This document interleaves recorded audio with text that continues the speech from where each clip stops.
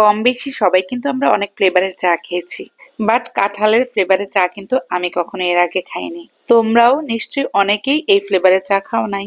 যারা আমার মতো কাঁঠাল পছন্দ করো তাদের জন্য নতুন করে একটা রেসিপি নিয়ে আসলাম।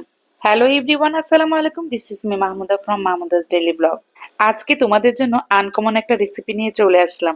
যারা কাঁঠাল অনেক বেশি পছন্দ করো তাদের জন্য কিন্তু আজকের এই রেসিপিটা ভালোই লাগবে।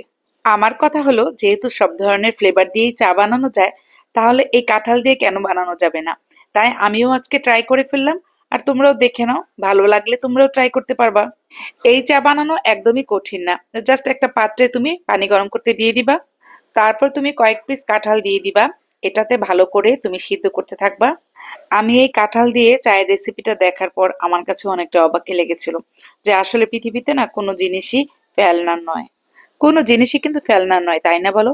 এক এক দেশের মানুষ এক এক রকমের খাবার খায়, এক এক রকমের রেসিপি বানায়। বিভিন্ন দেশের মানুষের সাথে চলতে চলতে অনেক রকমের রেসিপি শিখা হয়ে যায়।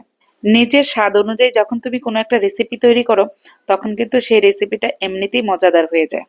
এই তো এখন আমি এই জারটাকে কিছুক্ষণ ঢেকে রেখে দিব। তারপর পানিটা অনেকক্ষণ গরম করব, যাতে কাঁঠালের ভিতর থেকে কিছুটা ফ্লেভার একদম সুন্দর মতো বের হয়ে আসে। তবে আমি যখন এই রেসিপিটা তৈরি করছিলাম, অনেক এক্সাইটেড হয়েই তৈরি করছিলাম।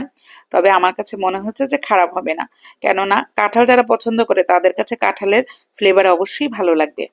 মোটামুটি অনেকক্ষণ জাল করতে হবে। অনেকক্ষণ জাল হওয়ার পরে তারপর এতে তুমি একটুখানি লিকার অ্যাড করে দিবা। এই তো এখন আমার জাল হয়ে গিয়েছে। এখন আমি কভারটা খুলে এর মধ্যে একটু চা পাতা দিয়ে দিব।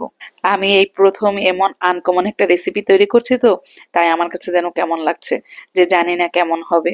এই তো চা পাতা দেওয়ার পর সুন্দর করে আস্তে আস্তে কালার হয়ে যাচ্ছে। কিছুক্ষণ আস্তে আস্তে করে এটাকে জাল করতে হবে। তারপর কালারটা সুন্দর করে যখন আসবে, তারপর তুমি এটাকে পরিবেশন করবা। এই তো আমার চা বানানো হয়ে গিয়েছে, কাঁঠালের চা। তবে এটাকে এখন আমি সুন্দর করে পরিবেশন করে তোমাদেরকে দেখাবো। তবে লাল চা কিন্তু সবসময় মনে রাখবা, ট্রান্সপারেন্ট কোনো জার কিংবা কাপের মধ্যে এটা ঢাললে খুবই সুন্দর দেখা যায়। কি তোমাদের কি এখন এটা দেখে মনে হচ্ছে না যে এই রেসিপিটা আমাকেও বানাতে হবে? হ্যাঁ, অবশ্যই জলদি জলদি করে বানিয়ে ফেলো কাঁঠাল থাকতে থাকতে, কাঁঠালের সিজনে। আমার ঘরে কাঁঠাল ছিল, তাই তো আমি ঝটপট করে কালকে রাতেই এই চায়ের ভিডিওটা তৈরি করে ফেললাম। ভালো হবে কিনা হবে না সেটা জানি না, বাট আমার তো একটা সুন্দর ভিডিও হয়ে গেল। আনকমন একটা ভিডিও, অনেকদিন পরে আমি একটা আনকমন ভিডিও বানাতে পারলাম।